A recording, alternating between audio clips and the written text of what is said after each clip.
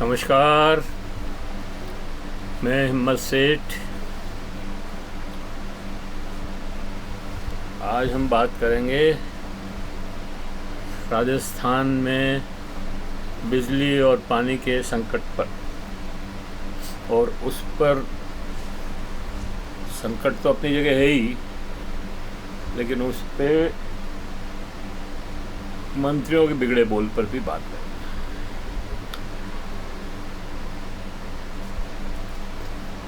क्योंकि अभी मई जून में सब जानते हैं कि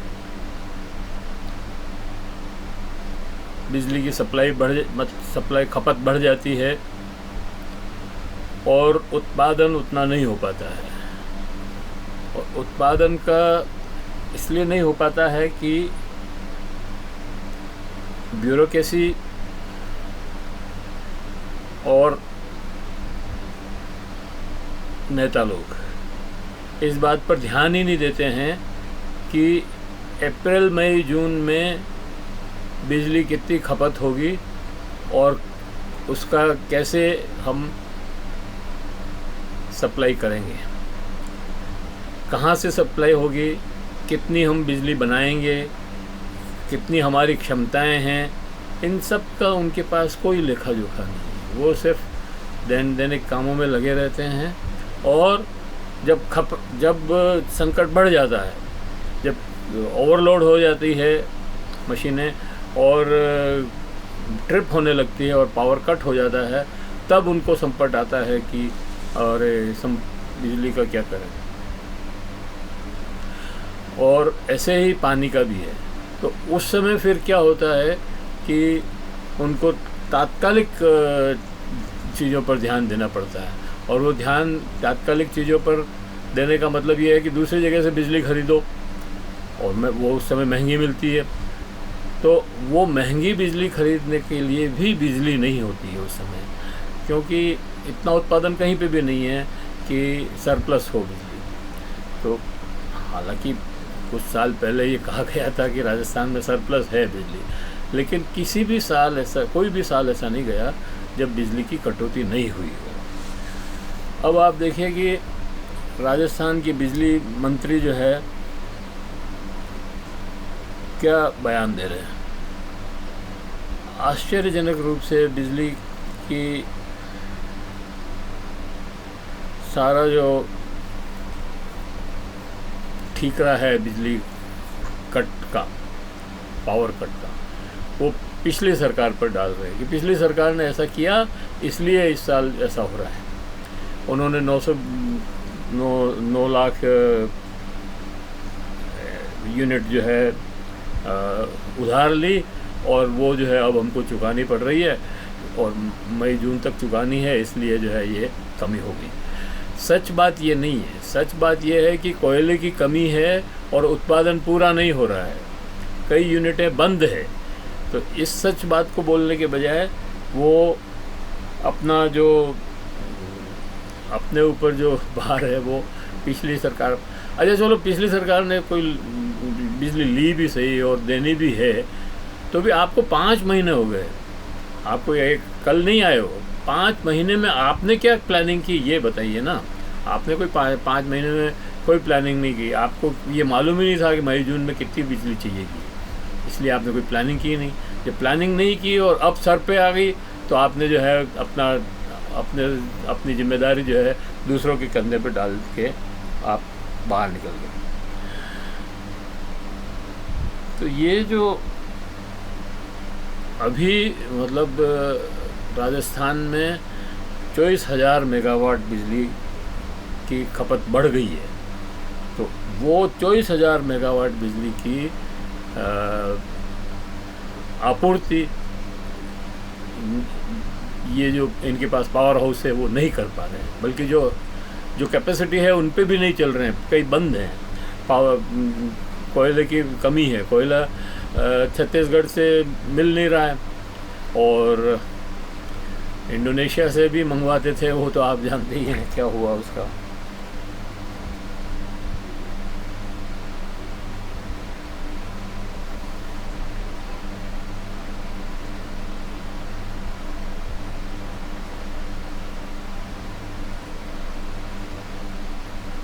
और जल मंत्री ने तो इस एक कदम और आगे बढ़ कर के बात की। उन्होंने कहा कि मैं कोई जादूगर या हनुमान थोड़ी हूँ जो फूंक मारूंगा और बिजली पानी आ जाएगा। मैं तो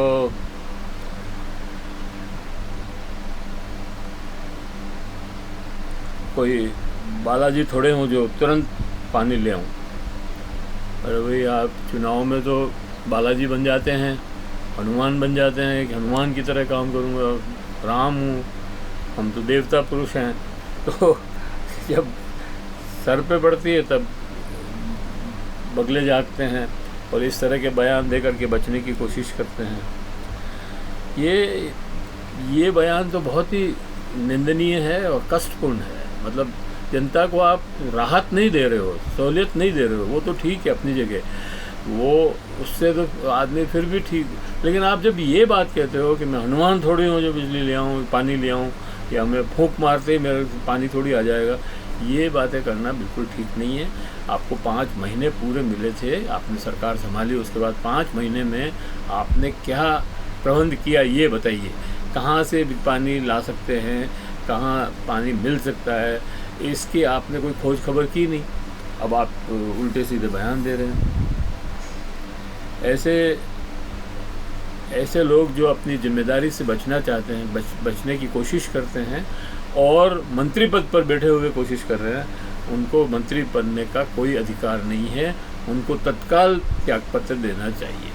तो ये कोई भी हो, राजस्थान में हो या केंद्र में हो या कहीं पे भी हो, अगर आप अपनी जिम्मेदारी को नहीं समझते हैं तो आपको इन पदों पर बैठने का कोई अधिकार नहीं है। आप ये नहीं कह सकते कि हम हनुमान नहीं है जो नहीं ला सकते, या तो आप जब बैठे हो, आपकी जो ड्यूटी है तो आप ड्यूटी पूरी करो, या फिर कुर्सी छोड़ दो, कोई बात नहीं, दूसरा कोई आएगा वो बैठेगा, वो करेगा। तो ये मतलब मंत्रियों को अपना बयान देते हुए थोड़ा संयम बरतना चाहिए, थोड़ा ध्यान रखना चाहिए, और हम अपेक्षा करते हैं कि आगे से इस तरह के बयान नहीं आएंगे। राजस्थान में गर्मी बहुत पड़ रही है, आप सब जानते हैं, और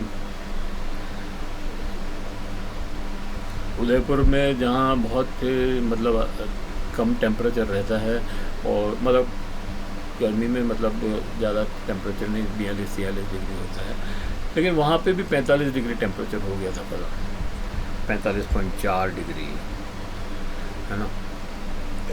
तो और फलौदी में 49.4, बाड़मेर में 49.3, दौसा में 49, और इसी तरह से कोटा सहित 11 शहरों में 48 डिग्री सेंटीग्रेड से भी ज़्यादा तापमान है। मतलब इतनी ज़्यादा भयंकर गर्मी पड़ रही है कि, और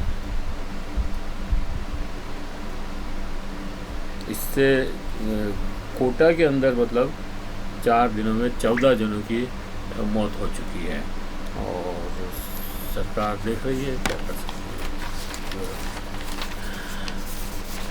जब 40, 48, 50, 49, 50 डिग्री टेम्परेचर होता है, 50 से ऊपर होता है, तब तो छुट्टियां करनी पड़ती है। लेकिन अगर 50 डिग्री टेम्परेचर भी है तो पानी से सड़कों पर छिड़काव करना चाहिए, और ऐसे उपाय करने चाहिए कि जिससे टेम्परेचर कम महसूस हो। लेकिन ये सरकार तो कुछ करने वाली है नहीं। अब इसी तरह से लो कॉस्ट हाउसिंग के भी प्रॉब्लम है।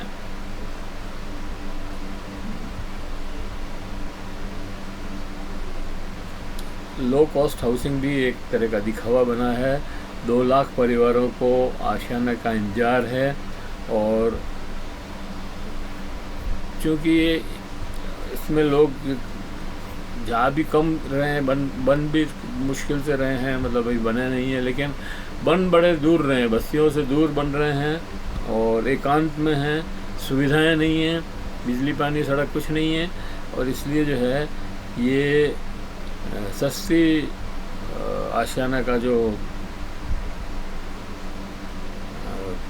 जुमला था, मतलब जो वादा था, वो भी छलावा साबित हो रहा है, और सुविधाएं बिल्कुल सुविधाओं से कनेक्ट नहीं है। तो वहाँ लोग जाना पसंद नहीं कर रहे।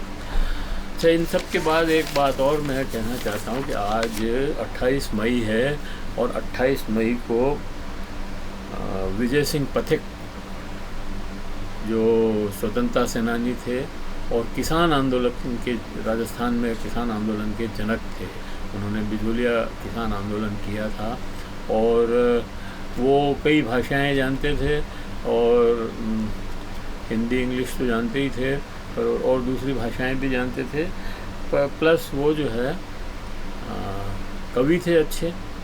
तो ये सब, तो आज उनकी पुण्यतिथि है और इसलिए हम आज उनको श्रद्धांजलि अर्पित करते हैं और ये वीडियो इसी के साथ हम समाप्त करते हैं।